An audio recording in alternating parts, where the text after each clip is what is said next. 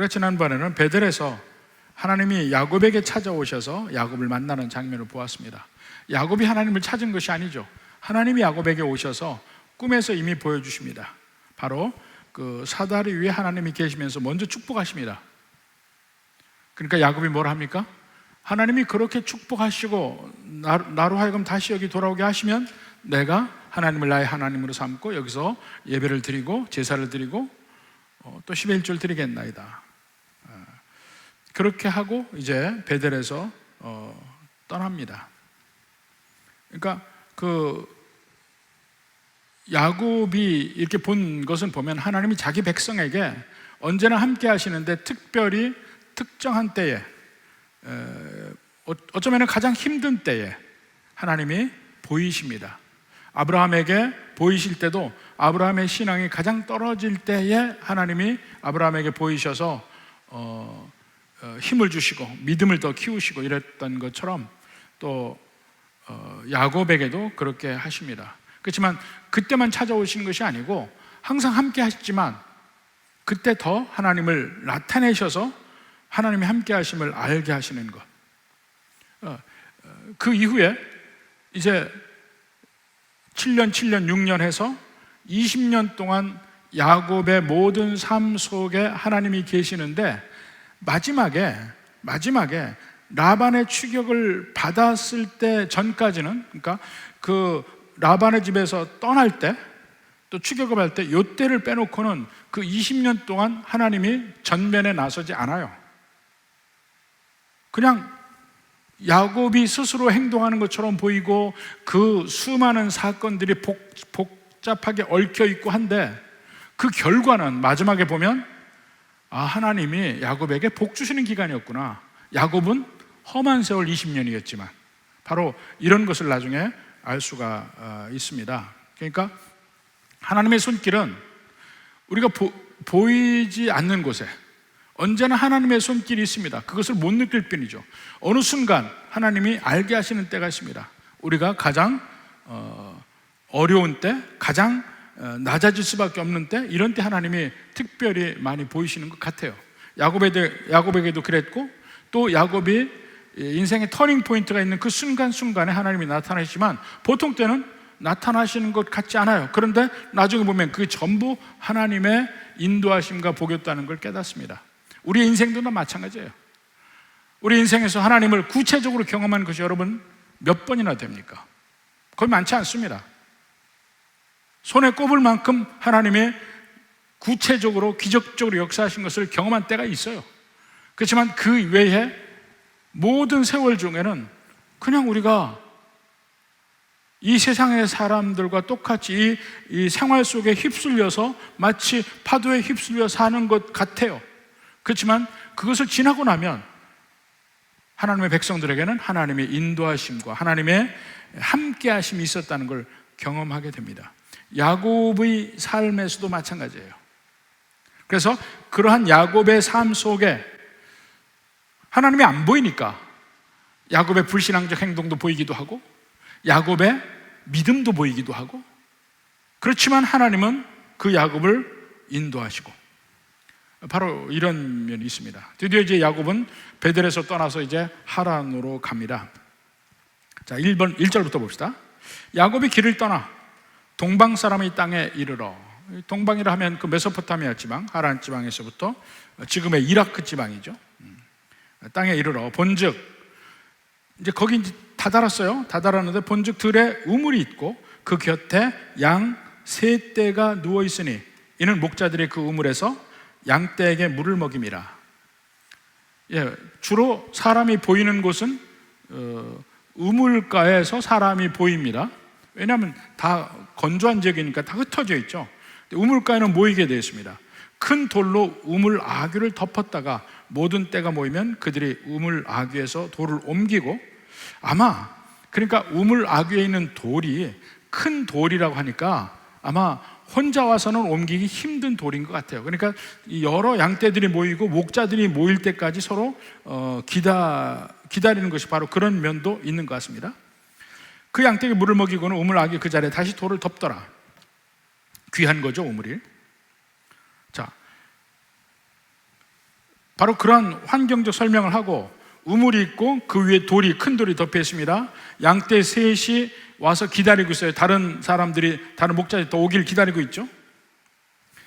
거기에서 이제 야곱이 그 목자들과 나누는 대화가 나옵니다. 4절부터 야곱이 그들에게 이르되 내 형제 어디서 왔느냐? 하란에서 왔다? 그러면 하란이면 나홀의 손자 라반을 아느냐?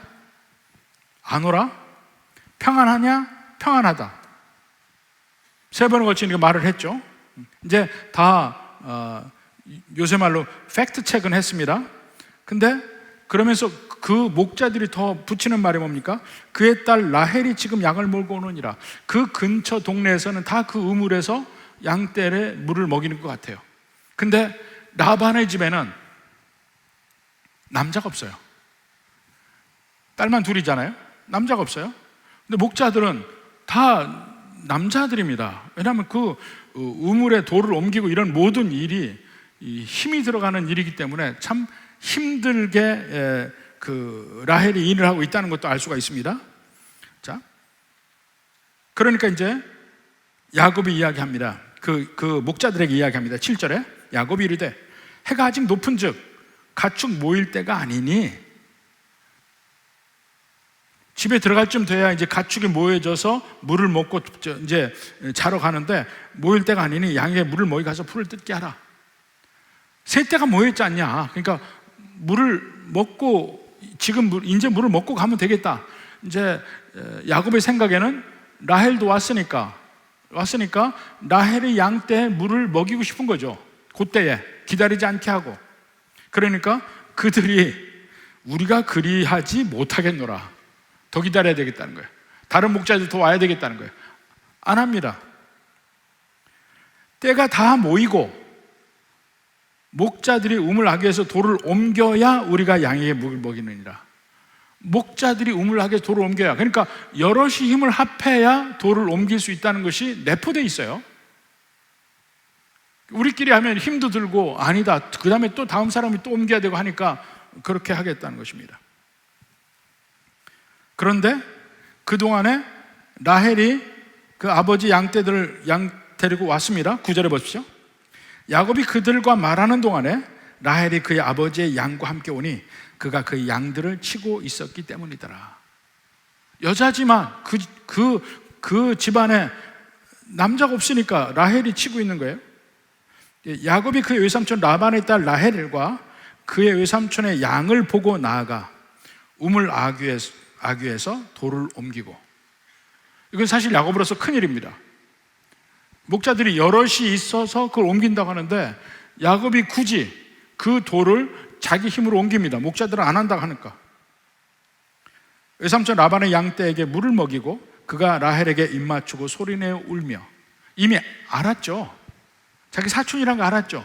이미 자기가 제대로 찾아왔다는 걸 알았어요. 정말 어려운 걸음을 해서 이 브엘세바에서부터 올라왔잖아요. 엄청나게 먼 길을 올라왔습니다. 드디어 자기가 가고자 하는 외삼촌 집에 그 외삼촌의 딸, 자기 사촌을 만났어요. 얼마나 반갑겠어요. 그러니까 물을 먹이고, 이 물 먹인다는 게, 우물에 물 먹이는 것이 바로 그 아브라함의 종이 왔을 때도 생각이 납니다. 리브가가 물 길러 왔다가 그 아브라함의 종이 데려온 낙타들에게 물을 먹이는 장면, 엄청난 일이었어요. 근데 그 일을 리브가가 다 감당했던 것이 기억이 나는데, 여기서는 야곱이 그 일을 대신 해줍니다. 이게 사실은 여자로서 상당히 힘든 일, 특히 그 양떼들을 다 먹이는 거니까. 그리고는 얘기합니다. 자기가 11절에 그가 라헬에게 입 맞추고 소리내어 울며, 입 맞추고라는 것은 그 중동식의 인사를 이야기하는 것이죠. 인사하고 소리내어 울며 그에게 자기가 그의 아버지의 생질이요, 라반의 조카요, 또 리브가의 아들됨. 그러니까 사실 리브가는 라헬에게는 고모가 되나요? 고모죠. 아들됨을 말하였더니 라헬이 달려가서 그의 아버지에게 알림해. 혼자서 돌 치우고 물로 양떼를 먹이고 이제 자기가 친척이라는 걸, 사촌이라는 걸 다 얘기했습니다. 이제 라반에게 이야기했습니다. 그때 라반이 아주 반갑게 야곱에게 옵니다. 13절 보십시오. 라반의 그의 생질 야곱의 소식을 듣고 달려와서 그를 영접하여 안고 입맞추며 자기 집으로 인도하여 드렸다. 이제 이것을 볼 때에 라반이 처음엔 이렇게 야곱을 환영했나 하고 생각을 하는데, 그 앞뒤 모든 것을 보고 그 라반의 성격을 봤을 때 이것은 본심은 아니었을 거라고 생각을 합니다. 본심은 뭐예요?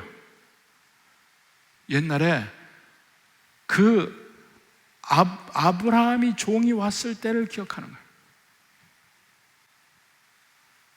금은 폐물을 많이 줬거든요. 그걸 다 기억할 수도 있어요. 그럼 또 왔으니까 얘도 또 뭐 좀 많이 가져왔나, 이렇게 해서 반갑게 맞이했을 것이라 이렇게 추정을 합니다. 그래서 막 반갑게 해서 안으로 들였는데 야곱이 자기의 모든 일을 라반에게 말하니까 어떻게 됩니까? 엄청난 부자가 온 줄 알았더니 개털이 왔어. 자기 집에 빌붙으러 온 거야. 그러니까 1차적으로는 짐도 되고 2차적으로는 노동력이 하나 온 거예요. 두 가지입니다. 짐이 될 수도 있고 노동력도 하나. 사실 이 친척이 와서 산다는 것은 요즘에는 거의 없는 일이에요. 부모 자식 간에도 같이 안 사는데, 그런데 우리 한 세대 전만 가보면요, 친척들이 많이 와서 살았습니다. 아마 광주도 마찬가지일 거예요. 광주도 이 주변에 시골이 많잖아요. 저 곡성으로 해서, 저 밑에 화순으로 해서, 나주로 해서, 그 뒤에 장흥으로 해서, 이 시골에 살던 사람 중에서 한 사람만 광주에 와서 살면 거기가 다 거점이 되는 겁니다. 광주도 그랬고 서울도 마찬가지예요. 서울에 한 사람만 이 시골에서 올라가서 서울에서 자리를 잡고 살면요, 거기에 저도 외삼촌이 제가 어려서 보면 그때 60년대 서울시청에 근무를 했어요. 그러니까 외삼촌이 거기 있으니까 외삼촌의 동생들, 그러니까 제 작은 외삼촌들이죠, 거기 많이 가서 살고 심지어는 사촌 동생도 가서 살아요. 근데 그렇게만 되는 줄 아십니까? 외숙모의 형제들도 와요. 그러니까 이 젊은 사돈들끼리 같이 한 집에서 많이 살았어요. 젊은 사돈들끼리 친했습니다. 사돈들끼리. 그래서 저도 서울에서 학교 다니면서 생활할 때 이 삼촌들 집에 많이 가서 있는데, 거기 보면은 그 숙모의 동생이 거기서 살아요. 그래서 한 집에서는 그 숙모의 동생이 저하고 동갑인데, 제가 서울에서 혼자 자취도 아니죠, 뭐 그 방만 얻어 사는데, 한 달에 한 번씩 한 보따리 가지고 빨래 가지고 가면 그 사돈 처녀가 다 제 빨래를 다 해줬어요. 참 친했는데, 사돈 처녀였어요. 그러니까 사돈들끼리 친할 수밖에 없는 게 같이 한 집에 모여서 살아서 그렇습니다. 그러니까 친척들이 가서 얹혀 사는 것이 하나도 흠이 안 됐어요. 너무나 당연했어요. 우리는 한 가족이니까. 그렇게 살다가 이제 결혼도 해서 나가기도 하고, 직장에도 나가기도 하고. 저희 집에서도 그랬습니다. 저희 집에 제 사촌들이 와서 살기도 하고, 또 삼촌들이 와서 살기도 하고, 많이 그랬습니다. 이때도 마찬가지. 그러니까 라반이 이거 아무것도 없는 놈인데 조카는 조카야, 할 수 없이 드리는 거야. 마지못해서 드리긴 한 것 같아요. 14절 보십시오. 라반 이르되 너는 참으로 내 혈육이로다. 이것을 보통 이것이 혈육이니까 받는다기보다 혈육이니까 할 수 없이 어쩔 수 없이 받아들였어. 아무것도 없는 사람인데. 그리고는 같이 삽니다. 한 달을 있다가 라반이 이야기해요. 사실 딸만 둘이니까 양떼를 돌보는데 노동력이 필요하고 남자가 필요한데 야곱이 딱이에요. 그래서 라반이 이야기합니다. 15절에 라반이 야곱에게 이르되 내가 비록 내 생질이나 어찌 그저 내 일을 하겠느냐. 내 품삯을 어떻게 할지 내게 말하라. 사실 라반이 어떻게 생각하든 야곱으로서는 구세주죠. 자기가 어딜 가요? 외삼촌이라도 있으니까 그 집에 가서 살죠. 그리고 실제 하나님은 그 라반의 집에서 야곱에게 복 주십니다. 그 있는 20년 동안 야곱은 자식이 얼마가 돼요? 12이 되잖아요. 12. 아직 베냐민 낳기 전에도 12이었어요. 딸까지. 그리고 나중에는 엄청난 재산을 모으게 됩니다. 근데 그 과정이 우여곡절이 많았죠. 그 라반에게 온갖 구박을 받아가며 온갖 속임을 받아가며 철저하게 의뢰 생활을 하는 기간입니다. 힘들고 어려운데 오히려 그 힘들고 어려움을 통해서 야곱은 점점 성숙해져 갑니다. 인격적으로나 여러 면에서 하나님을 의지하는 면이나 모든 면에 성숙해져 가면서 나중에 보면 그것이 전부 축복의 기간이었다는 것을 깨닫게 됩니다. 그러니까 하나님이 훈련시키시고 하나님이 교육도 하지만 동시에 하나님이 복 주시는 기간이었어요. 근데 어떻게 복을 주시냐? 모든 인간의 부족함, 인간의 연약함, 인간의 어떤 그 죄스러움 이런 게 뭉쳐져 있어서 가는 길인데 나중에 결과를 보니까 하나님이 복 주신 기간이었어요. 우리가 보통 사는 것이 대부분이 그러한 방식으로 이어지는 것 같아요. 한번 봅시다. 품삯을 정하라 이렇게 얘기하니까 16절에 라반에게 두 딸이 있으니 언니의 이름은 레아요 아우의 이름은 라헬이라. 레아와 라헬이죠. 레아는 시력이 약하다. 시력이 약하다. 원래 그 표현대로 하면 눈이 반짝거리지 않는다 이런 뜻이에요. 눈이 반짝거리지 않는다. 여러분 눈 반짝거리 요즘에 젊은 사람들 보니까 눈 안 나빠도 렌즈를 끼더라고. 렌즈 별별 렌즈 다 있어요.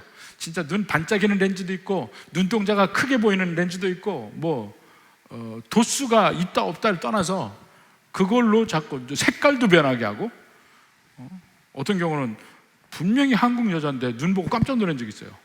한국 여자 눈 색깔이 아니야, 눈동자가. 근데 이 레아의 눈이 안 좋았던 것 같아요. 시력이 약했던지 눈이 안 이뻤던지 하여튼 이 미모에 있어서는 동생 라헬보다 못했어요. 자, 그러니까 레아는 시력이 약하고 라헬은 곱고 아리따웠다. 근데 그 형제인데 결국 나중에는 그 형제의 갈등이 생기게 되는데, 자 18절 보십시다. 야곱이 라헬을 더 사랑함으로 대답하되 내가 외삼촌의 작은 딸 라헬을 위하여 외삼촌에게 7년을 섬기리이다 했습니다. 그 당시에 그러니까 다울이라고 합니다. 다울이 신랑이 신부를 데려올 때 신부의 집에 주는 그 지참금, 지참금은 아닌데 지참금은 가지고 그 신부가 가지고 가는 거 지참금이라는데 신랑이 신부 집에게 신부 값을 치러주는 게 있어요. 그게 그건데 그것을 7년을 섬긴다 그랬습니다. 근데 그 당시에 보면 그 다우리가 30세겔이었어요. 30세겔. 그러니까 30세겔이라 하면 품꾼의 1년 품삯이 10세겔 정도 됐으니까 3년을 일하면 그 지참금이 충분히 됩니다. 근데 야곱은 7년을 일하겠다고 했어요. 그러니까 배를 주는 거죠. 지참금을 배로 주는 거야. 아마 이것도 라반과 이야기하는 중에 아마 보통 지참금보다 늘어났을 거야. 라반에게 당했든지 뭐 이렇게 해가지고 여하튼 훨씬 많은 지참금을 주고 라헬을 얻기로 합니다. 그래서 7년을 섬기는데, 자 보세요. 그래도 20절에 보십시오. 야곱이 라헬을 위하여 7년 동안 섬겼으나 그를 사랑하는 까닭에 7년을 며칠같이 여겼더라. 이게 이제 객관적인 시간과 주관적 시간의 차이죠. 사랑한다면 7년을 헌신해도 며칠 같더라. 옛날 개혁성경에는 수일같이 여겼더라 이렇게 나왔습니다. 7년을 며칠같이 여겼더라. 즐거운 거야 그 시간에. 이 이후에는 내가 라헬을 얻으리라 그 생각으로 기쁜 겁니다. 그러니까 지난번에 마시멜로 얘기를 했죠. 마시멜로 이야기에서 일정 기간을 30분을, 예를 들어 30분을 지금 현재 있는 앞에 있는 마시멜로 한 개를 먹지 않고 참으면 그 30분 뒤에는 2개를 주겠다 하고 참게 하죠. 일부는 참고 일부는 못 참고 1개를 먹습니다. 근데 그 뒤에 그들이 성년이 되었을 때 그 참고 나중에 2개를 받은 사람들이 훨씬 인생에서 성공했더라. 이게 이제 그 얘기인데, 그것을 처음에는 그 마시멜로에게 핵심이 뭐냐면 그걸 잘 참는 사람이 나중에 성공한다 이렇게 생각하는데 그게 아닙니다.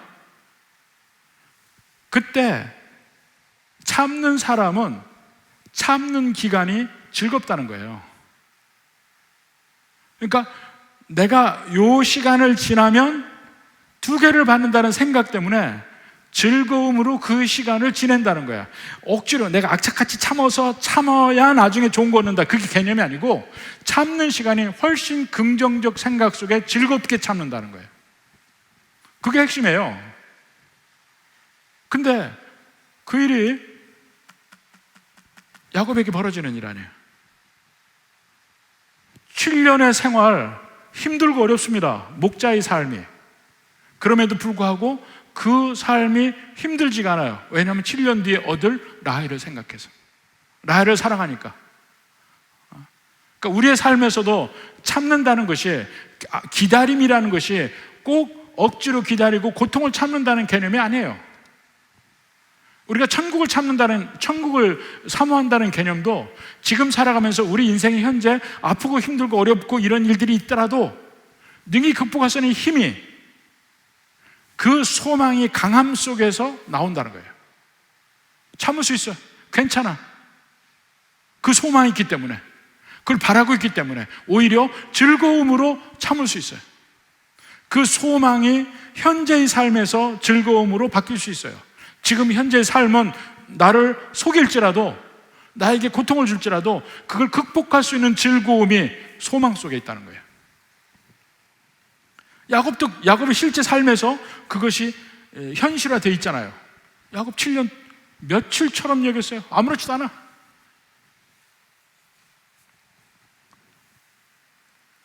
그리고 이제 기한이 찹니다. 기한이 차고도 아마도 라반이 미적거린 것 같아. 라반이 미적거린 것 같아.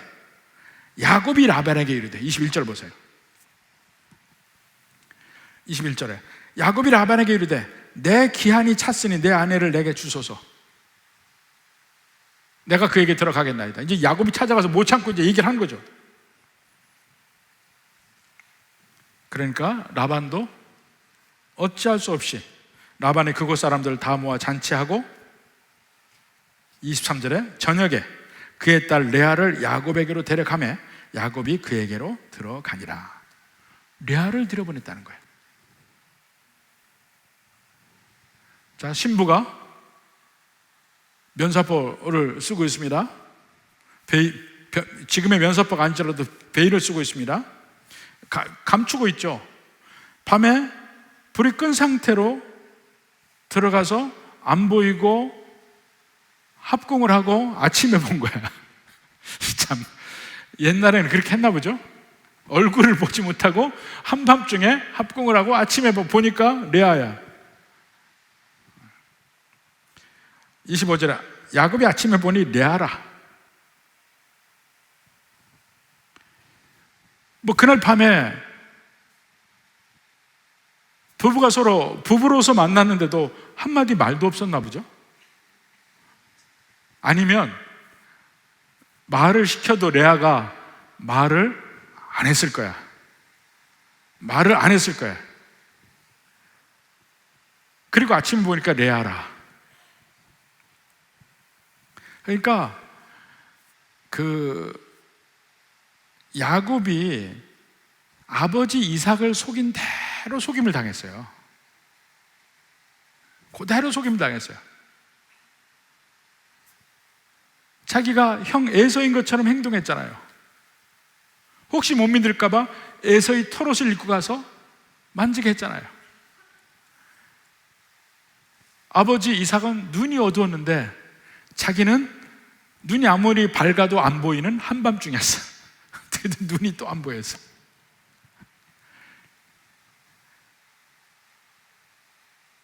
라헬인지 확인도 못해. 소리도 안 났어.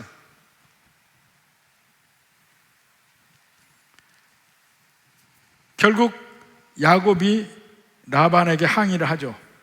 자, 25절 후반부부터 봅시다. 라반에게 이르되 외삼촌이 어찌하여 내게 이같이 행하셨나이까? 내가 라헬을 위하여 외삼촌을 섬기지 아니하였나이까? 외삼촌이 나를 속이심은 어찌 됨이니까? 참, 그야말로 요새 말로 내로남불이에요. 속였던 자가 자기 속임을 당하고 나서 왜 속였냐고 이야기를 하고 있는 대목이죠. 근데 아마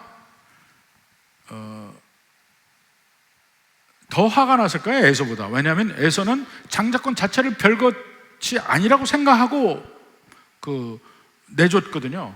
근데 야곱에게 라헬은 정말 값진 존재잖아요. 근데 그걸 속여서 못 받았고. 자, 그 뒤에 라반의 간교함이 나타납니다. 26절. 라반이 이르되 언니보다 아우를 먼저 주는 것은 우리 지방에서 하지 아니하는 바라. 아주 하나하나 찌르는 말이에요. 야곱은 형의 장자권을 자기가 뺏었잖아.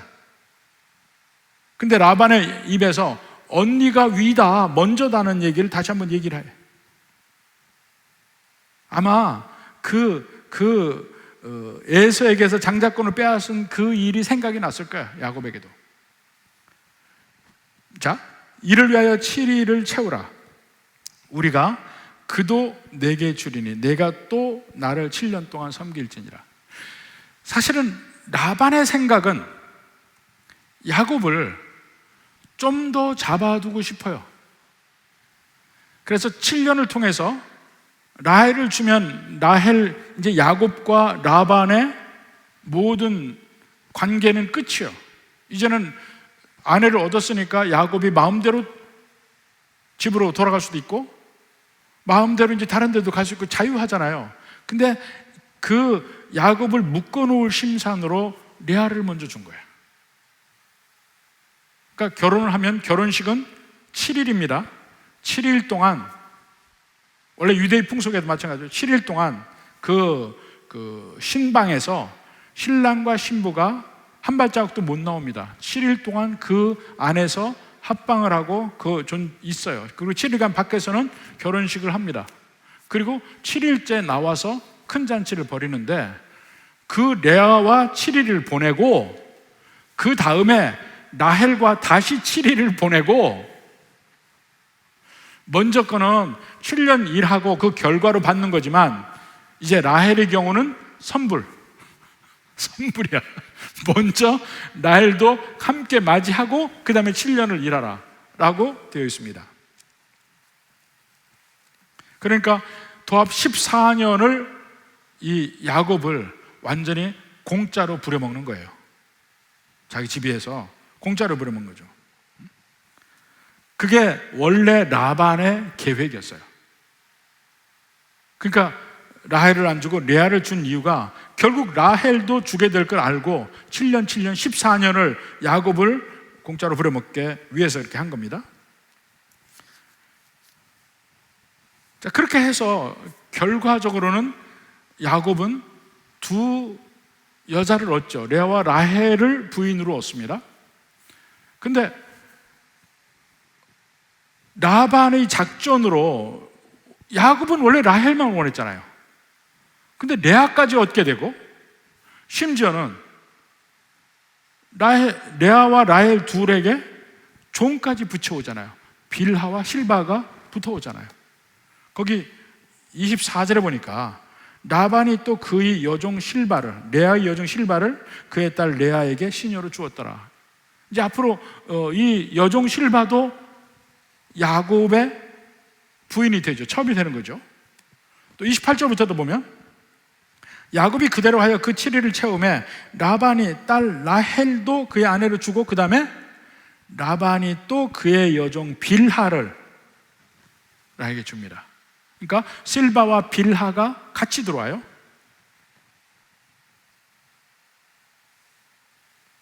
그러니까 30절에 야곱이 또한 라헬에게로 들어갔고 7일간 또 결혼식을 합니다.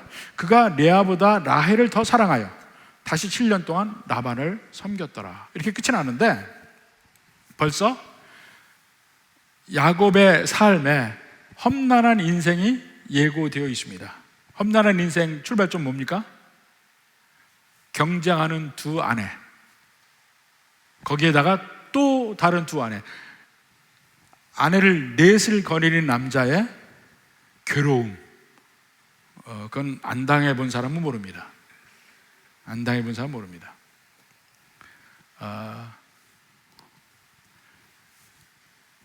저희 집안에 돌아가셨지만 저희 둘째 큰아버지가, 저희 아버지가 셋째인데 둘째 큰아버지가 자녀가 없었어요. 그래서 또 한 아내를 낳습니다. 그리고 거기서 이제 자녀들을 낳았는데 둘을 거느리고 사는데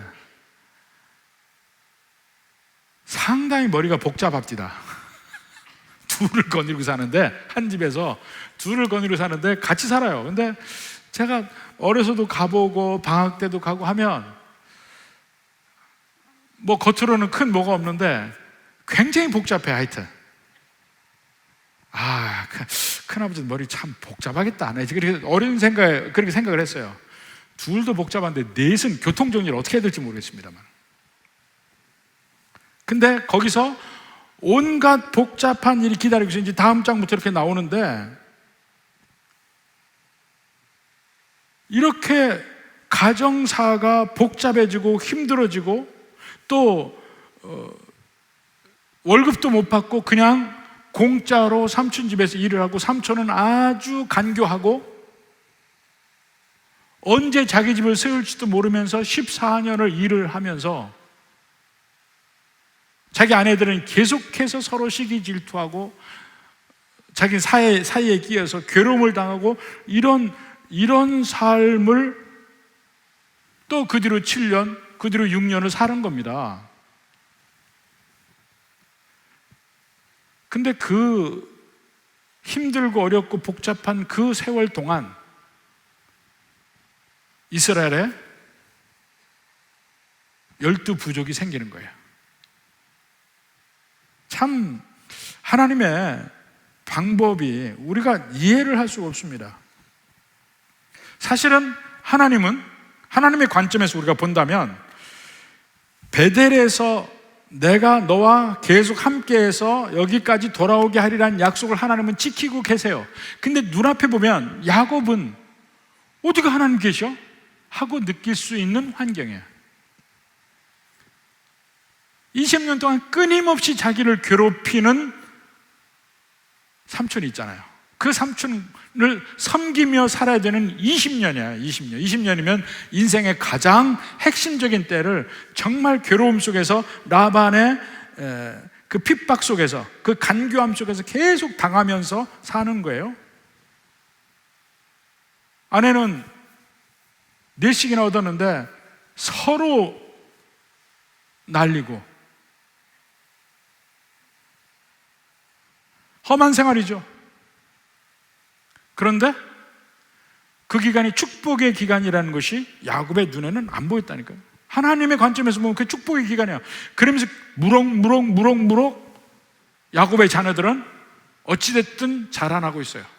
하나님이 레아에게 자식을 여러 주어서 그 여종 실바까지 해서 보면 8명이나 거기서 나요.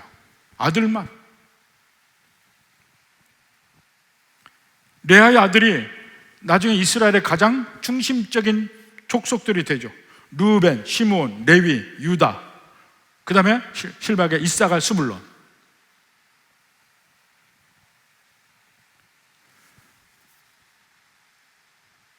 그 레아에게 야곱의 사랑이 없는데도 불구하고 하나님은 레아를 더 복 주십니다. 더 자식이 많게 하셔요. 우리가 우리 새벽 예배 때 그 한나에 대해서 좀 보잖아요. 보면 제가 좀 느끼는 것은 계속 그 분인나가 자식이 많은데 남편이 한나를 더 사랑해요. 그러니까 분인나가 한나를 격동시키는데 저는 분인나가 악하게 보이지 않고 불쌍해 보여요. 남편의 사랑을 못 받는 아내의 마음이 불쌍하더라고요. 그러니까 그게 꼬여서 한나를 괴롭히는 거예요. 자꾸 한나는 남편의 사랑을 더 받는 여자고, 물론 한나는 그 분인나의 그 격동함 때문에 괴롭긴 하지만 분인나도 불쌍한 여자더라니까. 여기 레아도 마찬가지예요. 그래서 그런 면에서 레아에게 자식을 더 많이 주고, 분인나도 어쩌면 그래서 하나님이 자식을 더 많이 줬는지도 모르겠어요. 오히려 나중에는 궁극적으로는 물론 한나의 간절한 기도 속에서 사무엘이 태어나게 하지만 하나님의 어떤 공평하심을 보는 그런 면이 있습니다. 레아를 더 복을 줘요. 자손의 복을 더 많이 줍니다. 그러니까 이 험난하게 사는 기간 동안에 야곱이 이스라엘의 12부족의 아버지가 되어가고 있는 거예요. 가장 큰 영적인 축복이죠. 그러니까 베델의 약속이 계속 이어지고 있어요. 그 정말 하나님이 야곱에게 복 주시는 기간이에요. 그런 와중에 끊임없이 자기의 연약함, 자기의 부족함, 자기의 죄성, 이것과 끊임없이 싸우고 있는 야곱을 보게 됩니다. 온갖 훈련을 당하면서. 그 와중에, 그러니까 여기서 중심은 누굽니까? 중심은 야곱이에요. 하나님은 야곱에게 복 주시기 위해서 누구를 쓰셔요? 라반을 쓰십니다. 야곱에게 복 주시기 위해서 심지어는 레아와 라헬도 쓰십니다. 실바와 빌하도 쓰십니다. 근데 이들은 하나같이 야곱에게 괴로움을 주는 사람들이었어요. 제일 괴로움을 많이 주는 사람? 라반. 징글징글했을 거야 아마. 자기 아내라 할지라도 레아와 라헬이 서로 자기의 사랑을 놓고 싸울 때 복잡해.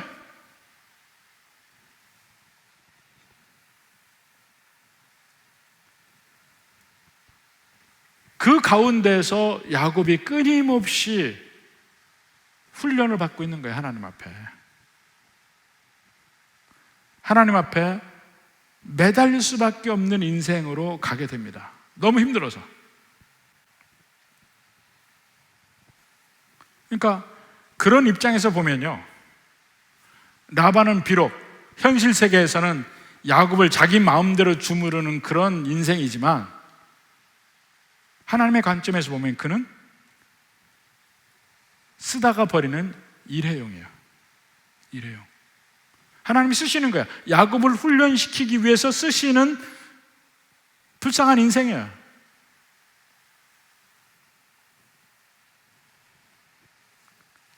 시간이 흐르면서 점점 야곱은 하나님만을 의지할 수밖에 없게 됩니다. 자기가 나름대로 다 많은 걸 어떻게든지 막 모으려고 많이 노력을 하고 했음에도 불구하고 결국 주신 분도 하나님이고, 그것이 하루아침에 다 없어지는 그런 순간까지 가게 될 때 결국 그는 하나님과 씨름하는 사람이 되어요. 근데 그것조차도 홀로 남아있을 때 하나님이 찾아오신 것이지 야곱이 부르짖은 것은 아니에요. 하나님이 찾아오신 것이죠. 결국 우리 그 야곱의 인생을 보면요, 우리 인생도 그런 면에서 투영을 해볼 수 있습니다. 성경에 하나님의 역사하심이 많아도요, 그 야곱의 인생 전체에서 하나님이 나오시는 광경이 몇 번 나옵니까? 20년 동안 한두 번밖에 안 나와요. 제 삶에서도 보면 하나님이 강하게 역사하시는 그 순간이 인생 전체에서, 그 우리 신앙생활 전체에서 몇 번 되지 않아요. 나머지는 그냥 평상의 삶, 다른 이 세상 사람과 똑같은 삶 사는 거예요. 그래도 그 가운데 하나님이 함께 하시고, 하나님이 인도하시고, 하나님이 지켜주시고, 또 하나님이 혼내시고, 이런 모든 것을 경험하면서 가는 겁니다. 문제는 우리가 그것을 볼 수 있는 눈이 필요한데, 그 눈은 어디서 나오냐면 성경에서 나옵니다. 아, 하나님은 야곱에게 이렇게 하셨구나 하고 느끼면서 그 하나님이 내 삶에도 이렇게 역사하시겠지 하고 보면 일상생활 기적적인 게 안 보이더라도 거기에서 하나님이 함께 하심을 느낄 수 있습니다. 좀 더 넓게 내 살아온 인생길을 보면 거기에서도 하나님의 손길을 볼 수 있습니다. 그럼 아침에 일어나서 하루 종일 생활할 때 내 눈앞에 하나님이 직접 보이거나 손에 잡히지 않아도 그 다음부터는 하나님이 함께 하심을 믿고 살아가요. 하나님이 함께 하심을. 수없이 많은 우리에게 스트레스 받는 일, 스트레스 주는 사람들, 온갖 일들이 있다 하더라도 그것이 결국 하나님이 나의 유익을 위해서 쓰신 사람들, 쓰신 환경이라는 걸 인정하게 돼요. 그게 야곱의 삶이고, 그것이 우리의 삶이고, 우리 인생이 똑같아요. 옛날에만 기적이 일어나고 지금은 안 일어났다? 아닙니다. 똑같습니다. 그때 역사하셨던 하나님 지금도 똑같이 우리의 삶에서 역사하셔요. 야곱도 20년 동안 하나님 몇 번 못 만났다니까요. 우리의 삶에서도 하나님의 인생에 몇 번 만납니까? 직접으로 느끼는 것은. 그렇지만 그 사이사이에 그 수많은 세월들이 내가 사는 것 같은데 나중에 보면 하나님의 인도하심이었어요. 야곱이 그걸 느끼는 겁니다. 나중에 야곱이 고백을 하게 됩니다. 다시 한번, 이제 야곱이 라반의 집에 들어가서 치열하게 생활을 합니다. 그 라반 밑에서 온갖 이 어려움과 치욕스러움과 이 속임과 이런 걸 다 당하면서 살아요. 그렇지만 악착같이 살아남아. 라헬을 얻으려고 하다 보니까 7년 괜찮더라고. 근데 7년 만에 라헬을 얻었나 했더니 속임당해서 레아를 얻고, 라헬을 위해서 또 7년을 일해야 돼. 괜찮아. 라헬에 대한 사랑 때문에 괜찮아. 또 7년 또 일해. 힘들고 어렵고 괴로운 인생이에요. 아무것도 남은 게 없어요. 자식만 남았어. 부인과 자식만 남았어요. 근데 하나님은 그게 복이라는 거예요. 재물은 나중에 얼마든지 생길 수 있어요. 그 기간이 지나면 자식이 없잖아요. 자식이 생겨야 되는 기간에는 주렁주렁 자식이 생겼네. 12이나. 오늘날에는 하나도 보고 하지만은